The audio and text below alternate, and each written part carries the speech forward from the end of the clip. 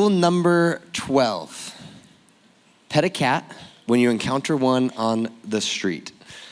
My name is Connor. I'm filling in for Tucker this week. I'm one of the assistant pastors here. He is at a wedding in Washington, and so him and his family are there.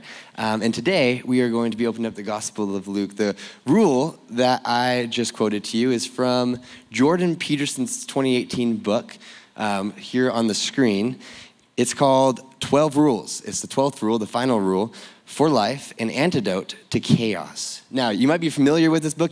Some of you probably are. In the first few years, it sold 5 million copies, and by now it's sold around 10 million copies. Many people were helped by the rules that he laid out, by the things that he said, by having some semblance, an idea of how to live their lives. Young men in particular took a liking to it, and it caused somewhat of a cultural phenomenon going into and through the pandemic. Became a global bestseller and was on Audible's #1 for many weeks. It catapulted him in his speaking to unparalleled heights for him personally. But he wasn't the only famous American to do something like this.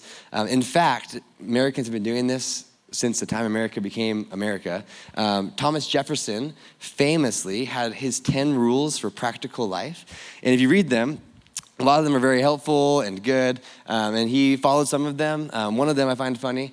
He said, stay out of debt as much as possible. If you know anything about Thomas Jefferson, when he passes away, they have to sell all of Monticello to pay for all of his debts. Benjamin Franklin, there on the left, he famously had 13 virtues that he said were the way to live. And the story goes that he set out to reach perfection by spending 13 weeks practicing the 13 principles, 13 virtues, and every week he practiced one for 13 weeks, and in hopes of becoming perfect and doing all the things. He said it didn't really work, but it was helpful to do. Now, my question for you is, have you ever written or thought about what these rules for your life might be? My guess is some of us have, and if you haven't, you at least, if I gave you a few minutes to write out the rules for your life, could jot down 3, 4, maybe up to 12 or 13 fairly quickly, because we all have, whether we had consciously thought about it or not, some rules that we live by, ways that we make decisions and how we decide what we are going to do. This question, though, is not just an American question.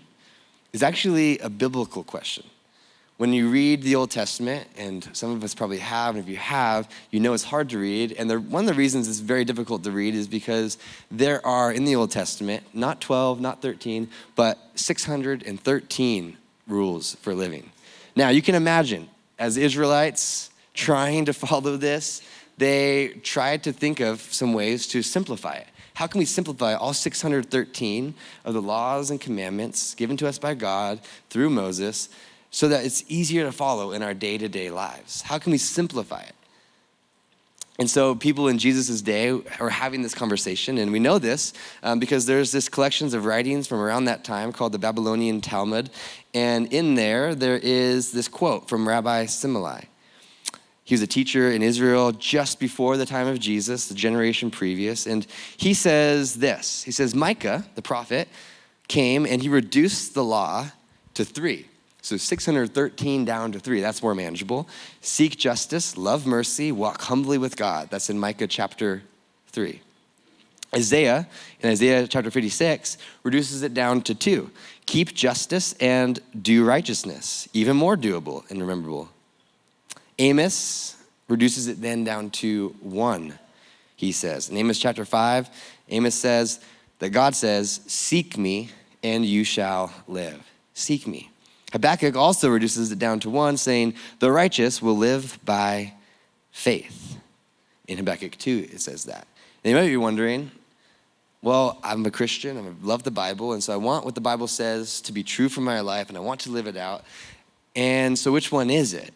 Because seek me and live, it kind of overlaps with the righteous shall live by faith, but it's not quite the same. So how should I live? How can we actually formulate this in a helpful manner? Well, there's a famous story about this guy, he's a Gentile, who went to visit a rabbi around the same time, right before Jesus, named Hillel. And he goes up to Hillel and he says, I want you to teach me the whole law. I'm a Gentile, I don't know any of it. Teach me all of the law and the prophets, all of the Old Testament, while I stand on one leg. So before I put my other leg down, As long as it takes me to stand like this, I want to learn the law. And Hillel responds, that which is hateful to you, do not do to your neighbor. He says this is the whole Torah. The rest is just commentary. Go and learn. So which is it? That sounds maybe a little bit more familiar to our ears, but which is it? How do we live? It's a question that the people in Jesus' day were asking. It's the question that we're asking. What's a way that we could figure out how to live day by day in light of what God has done and wants to do through us? And so when Jesus, as we open to Luke chapter 6, verse 31 today, in his Sermon on the Plain, when Jesus tells us what he's about to say today, he's not entering into a conversation that hasn't been had before. He's not starting a brand new theology on reducing the law and trying to figure out how to summarize it. He's answering a very common question in his day. And likewise, he's answering a very common question in our day. How do we live? How can you sum up what all of God is saying in a memorable and helpful way so that we can make decisions based on God's will? This is Jesus' answer. Luke 6, verse 31, and just as you want men to do to you, you also do to them likewise. This is probably well known to each of us, probably maybe more famously, do unto others as you would want them to do to you, what we would call the golden rule. Matthew adds a little bit when he quotes Jesus saying this. He says, therefore, whatever you want men to do to you, do also to them, for this is the law and the prophets. So he says the Old Testament can be summed up. Law and the prophets is Jesus' shorthand for saying the Old Testament. It's how they would have referred to it. And he says, what you want men to do to you, do also to them. Now, for you faithful and fervent Bible readers, you might be wondering, you might have thought before, well, that's true. If that is what the whole commandment is, that's what you sum it all up with that. Then what about what Jesus says in Matthew 22 when he's asked by a Sadducee who was a lawyer, and he gives a different answer. We'll read that. He says this. He says, teacher, the Sadducee comes to Jesus, which is the greatest commandment in the law? Now you might know what he's about to say. Jesus says to him, you shall love the Lord your God with all your heart, with all your soul, with all your mind. This is the first and the great commandment. And the second, he says, is like it. You shall love your neighbor as yourself. On these two commandments hang all the law and the prophets. So you might be wondering, well, Jesus, is it one or is it two? I thought you'd clear it up, but you kind of just muddied the water a little bit. Well, here's how I think we make sense of it. Jesus, when he's asked by this teacher, he asked teacher, how do we understand the whole law and the prophets? What's the greatest commandment? He's responding as a good teacher would. He's responding to that particular question in the particular way the question is asked. So when Jesus says to him, you shall love the Lord your God with all your heart, soul, mind, and strength, and your neighbor as yourself, he's actually quoting from Leviticus. So he's giving the answer that this man was asking for. Now, Jesus is a great teacher. He's a great rabbi.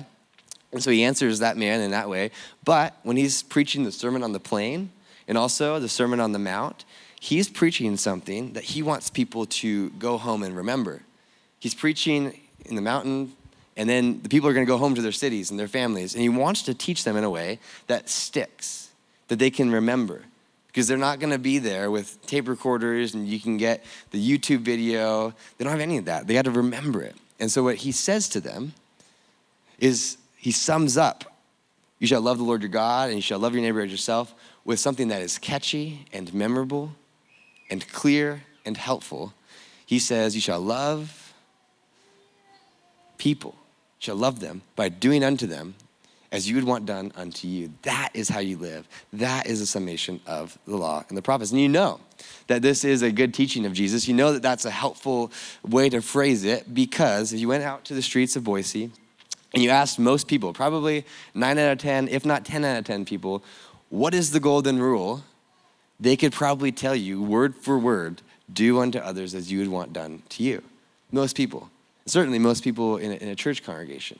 And certainly most people that heard Jesus' teaching were going home and they could remember this. And not only is this, what Jesus is saying is summing up the law and the prophets, but it also sums up his Sermon on the Plain. As we've gone through so far, the Beatitudes and the woes and the love your enemies, this statement really sums up everything that Jesus has talked about and is going to talk about. Now, the way that we've learned to read things throughout probably middle school, high school, elementary school, how you probably learned to write an essay is sequential or linear. So probably most of us, if we had a good writing teacher in the American style, said to you, you want to start your essay with a thesis. And in your thesis, you're going to say what you're going to argue for. And then you want to give like 3 paragraphs arguing for that point and make your point very clear. And you want to make it so clear that at the end, you can give a conclusion where you sum up everything that you said. And it's clear, it's to the point, and people can know where you stand on this issue. It probably sounds familiar to most of us. Well, for ancient Israelites, learning to read and write and tell a story or convince, the way that they would learn to write is circular. So not A, B, C, but they would read something, they would write something, they would read it, and they would read it over and over again. So they would read the Sermon on the Mount once it gets written down, or they would remember it over and over again in this circular manner. And when you do it that way, when your reasoning is circular, the thing that's at the center is actually the thing that stands out. And so for Luke and for his readers, the thing at the center was the main point. And what's at the center on the Sermon on the Plain is love your enemies and do good to those who persecute you. And as you continue in that paragraph, this is the summation of all that Jesus has said in this paragraph. So the summation of the center part of Jesus' teaching, of the main point of the Sermon on the Plain is this: to do unto others as you would want them to do unto you. And because that's the case, this is how we read everything in the Sermon on the Plain. So you want to understand what Jesus is saying when he's giving the Beatitudes or the woes, go back to this. It brings it to light. We'll take verse 30 right before this as an example. Jesus says, give to everyone who asks of you, and from him who takes away your goods, do not ask them back. Now, if we were just to try to live that this week, it would be incredibly difficult, right? In fact, if we set that out as the way that we were going to govern a nation or rule a city, it probably wouldn't work, right? Most of us recognize that's just the way towards anarchy. So how do we make sense of this? Well, let's put this into practice. Jesus says, the center of this, do unto others as you want done unto you. So give to everyone who asks of you. Okay, if I'm somebody who is asking something of someone else, if I need something, what would I want someone to do for me? So the teaching of Jesus is to say, let's put myself in that person's shoes. Let's think about what it would be like for a moment. If I was that person and I came to me with a question of, can I have that? Or can you help me with this? Well, it probably would have been hard to get to that point, to admit that I need help. It probably would have been a kind of a show of humility to even ask the question. And I'm probably hoping that I respond with kindness and give a yes, and then I help them begrudgingly. I'm kind of hoping that person would take me into consideration and see my need and not ask too many questions, whatever it might be. We begin to put ourselves in that person's shoes, and all of a sudden, this becomes truly a way to live and begins to make sense. Now, the second part gets even harder because it's talking about those who steal from you. He says, from him who takes away your goods, do not ask them back. So Jesus is saying, put yourself into their shoes, do to them as you'd want done to you. If I'm somebody who's needing to steal, at the point of theft, to make my life make sense and work, what would I want someone to do for me? Well, I'd probably want them to allow me to take the thing that I took and maybe even find me and forgive me and give me more and answer the root problem of why I have to steal. It begins to make more sense as we think about all of Jesus' teachings in light of this, the thing that all the law and the prophets hang on. Now, Tucker's made a point throughout this sermon series to point out that the way of love is ultimately the way that we have to make decisions. He's pointed out that if a friend comes to you and says, hey, I'm asking of you for $40, but last week I asked you for $20, and that 20 I spent all on my addiction, and this 40 I'm going to spend also on my addiction, then the loving thing is not to say, here, take all that I have, take $40 and go and spend it on your addiction. The loving thing is to think, well, what would I want done for me? If I was addicted and spending tons of money on my addictions, what would I want someone to do? Well, I'd want them to step into my pain, my brokenness, and actually fix the root of that problem. And so this teaching of Jesus, do unto others as you would want them to do to you, helps us to make sense of everything that is in the Bible, but in particular, everything that is in his Sermon on the Plain. So let's take a look at what he is saying by this. And to look at that, we'll look at what he's not saying first. So the first one I actually got this one from my dad. I was home in Colorado this week, visiting my parents, my sister, and I was chatting with him about preaching this Sunday, and he said, what you preaching on? And I said, the golden rule. My dad said, I love that rule. Do to others before they do to you. And we laugh, right? Because that's obviously not the golden rule. But if we're honest, that's how a lot of the world functions. That's how a lot of workplaces function. I want to look good before the boss, before you, so I get the raise or promotion. I want to slander you before the boss so that I look good, so that I can get the raise or promotion before you slander me. It's what happens in politics. We're going to drag your name through the mud before you can drag our name through the mud. We're going to do this before you can do that. It's the way that in many of our families that have brokenness and betrayal in, people act. I'm going to do to you before you can do to me so that I can feel comfortable in this home or this marriage or this relationship. It's the way that it's kind of summed up as a dog-eat-dog world, right? We're going to do to you before you can do to me. Now, that's obviously not the golden rule, but as we go down this list, it gets a little bit closer. So the next one is do more. A little bit better than doing before. Someone's hurt you, so you're going to do what? You're going to do just a little bit more because you need to get even. But they started it. So you just a little bit more to make amends. And then what happens, right? They say, well, you did a little bit more to me, and so I need to do a little bit more to you. And the cycle of revenge kicks in. One of the best movies to illustrate this point, and it's definitely not a Christian movie because it's illustrating this point, but it's the movie John Wick, right? If you know the movie, the start of the movie is him with his dog that his late wife gave him, and his enemies killed the dog. Now, that's pretty bad. Well, John Wick's response, you might think, okay, we can kill their dog or kill two of their dogs. His response is to go and kill everybody in that organization and everybody they know. Like the rest of the movie is just John Wick killing people.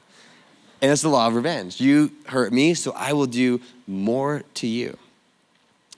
The next law that we often live by, and that gets us a lot closer, is do no more. Do no more. It's actually, this law comes from the law of Moses. Moses lays out the 10 Commandments and the 613 laws and commandments, and one of them is an eye for an eye and a tooth for a tooth. In other words, if your tooth gets knocked out by somebody, then the right response is for their tooth to get knocked out. Tucker's pointed out that in our hearts, we want to do more. Our tooth gets knocked out. We want to knock out their whole mouth. But Moses says the right thing, the just thing, is a tooth for a tooth, an eye for an eye, a life for a life, or whatever it might be. And this gets us closer. It doesn't get us quite there. This next one is going to sound familiar. It's going to sound like Hillel. He says, do no harm. Do no harm. Don't do to others what you don't want done to you. This is getting a lot closer. We're going to think about other people. I'm not going to do to them what I don't want done to me. This is, if you know anything about Buddhism, this is kind of the principle that Buddhists live by is do no harm. I'm not going to do anything wrong to other people. And it's okay. It gets us close. But Jesus, summing up all of the law and the prophets, giving the summation for what he is about and the people he's trying to create, the people group, the church that he wants to create and how they're going to live. He says, do unto others as you would want done to you. See how big of a step forward that is. Not just don't do or do no harm or get even. Jesus is saying proactively and regularly think about other people and what is going on in their lives, and then do to them what you would want done to you. Do the good thing to them before they do a good thing to you. Do a good thing to them even if they could never do a good thing to you, even if they've never done anything good or have always done bad. Look to others and ask, what can I do for them that I would want done for me? One author sums it up this way. He says, think of the best thing you can do for the worst person and go ahead and do it. Think of what you'd really like someone to do for you and do it for them. Think of the people to whom you are tempted to be nasty and lavish generosity on them instead. These instructions, he says, have a fresh, spring-like quality. I love this. They are all about new life bursting out energetically like flowers growing through the concrete and startling everyone with their color and vigor. The picture of walking down the streets of downtown Boise and there's flowers poking through the concrete, poking through the sidewalk. That's what it's like to live this way, to do unto others as you would want done to them, done to you. Living that way in a world that does no harm or gets even or gets revenge shines. It shines in the workplace. It shines as we talk about politics. It shines in the streets of the city. People take notice of that and they say, that is beautiful. That is good. That is the way to live. So the big idea I think that Jesus is getting at is that doing to others as you would want done to you is the guiding principle, the guiding rule for our lives. It's not the 12, it's not the 13, it's not the 613, it's not the 10, 3, the 2, it's this one. Do unto others what you would want done to you. Now, this doesn't give us every single answer. Do unto your spouse as you'd want done to you. It doesn't tell you exactly what to do, but it does point us in the right direction. It's like a compass. My wife and I recently have been rewatching the Pirates of the Caribbean movies. We had a couple over from our community group a few Sundays ago. We watched the first one, and they were like, we should just watch all of them. I think there's like 5 or 6 of them. And so we're on like 3 or 4 right now. And if you've watched them, you know that Captain Jack Sparrow has a compass. And you know that it's a strange compass because it doesn't point north. And everybody at the beginning of the movie thinks that it's broken. In fact, you kind of think that it's broken. You're like, why does he have this broken compass that can't point north? It's a strange thing to have as a pirate who's sailing the seas, who needs to know where he's going. But you begin to figure out that this compass, while it may not point north, it does work. And it actually works really good. It works really quite better than any other compass that there was. This compass points whoever's holding it to the thing that they want, to the thing that they want most. For Jack Sparrow, it might be treasure, it might be rum. And I think this is how it functions for us. This rule that Jesus gives functions like this compass. It may not seem to work at first. You think, do unto others as I would want done to me. It seems like a broken compass. It doesn't seem like it's going to create flourishing. And in fact, as you live this out, people will look at you and say, why would you do that? Why would you go there? And it doesn't give us the exact particulars about how to get to the end destination of doing for them what needs to be done, but it points us in that general direction. You might have a million things you could do, and it eliminates 900,000 of them. It gives you just a handful of things to choose from. I'm going to do the thing that I would want done for me.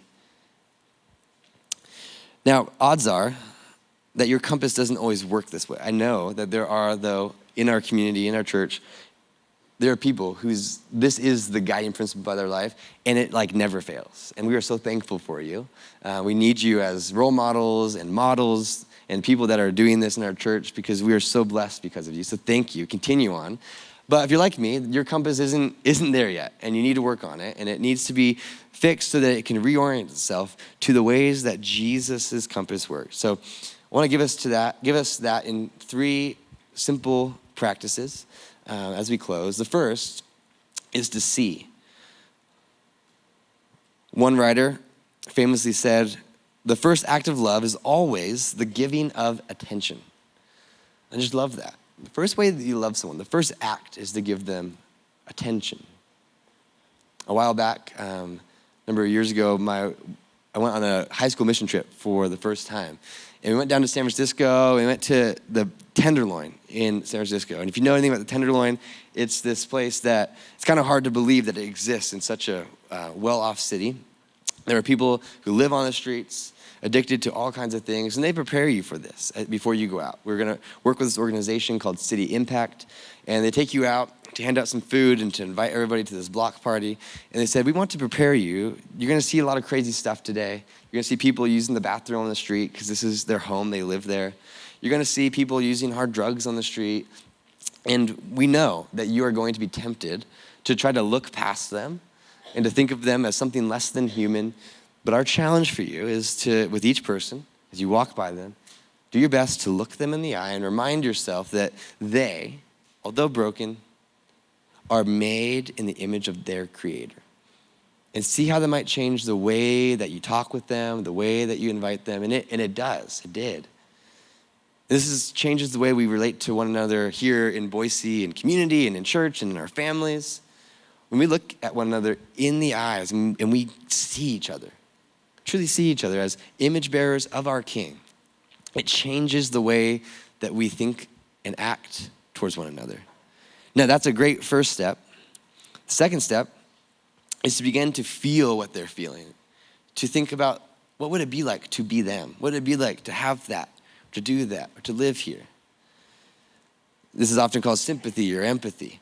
And some of the most sympathetic, empathetic people that you'll meet are the most curious people.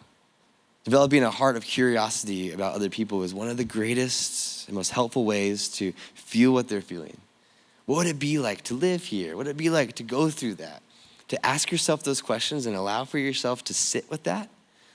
And I can't imagine what it'd be like to go through that brokenness, or for that person to leave, or for that to happen to me and I end up here, and begin to feel what they're feeling. Now, Jesus doesn't leave it there. Jesus says, not feel what they're feeling. He says, do to them what you want done for you. And the final act is to do. So with that in mind, with how you feel about them, how you feel about being in their shoes, do what you would want done to you. Now, while practicing this may get us some results, it's not ultimately enough. One commentator says this: there are two particularly astonishing things about these instructions. First, their simplicity. And you've already noticed that. Do unto others as you want done to you. That is so simple. He says it's obvious, it's clear, it's direct, and it's memorable. But the second thing that is surprising is their scarcity. They're simple, they're clear, they're memorable, but yet they're not lived out. How many people do you know who really live like this? How many communities do you know where these guidelines are rules of life?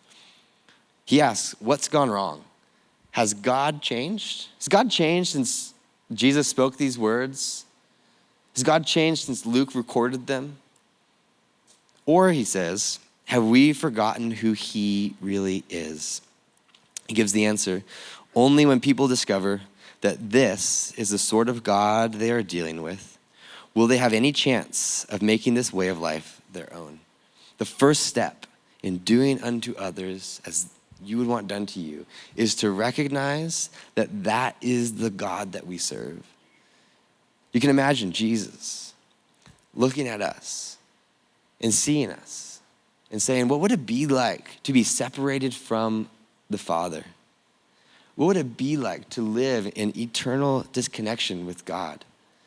And you can imagine him feeling that pain and saying, well, I know that if that were me, I would want somebody to bridge the gap, to do something that could offer me forgiveness. I would want somebody to step in and make that relationship right. And that's just what Jesus does. It's just what Jesus did. He stepped in. He lived a perfect life. He died the death that we were supposed to die. And he defeated death. He defeated sin. And he offered us his spirit and new life so that we could be connected to the Father again. Jesus did to us what he would have wanted done to him.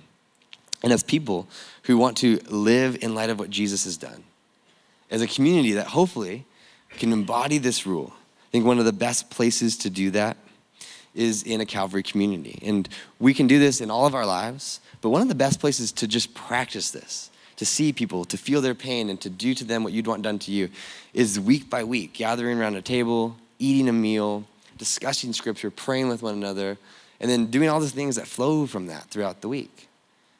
It's a great practice.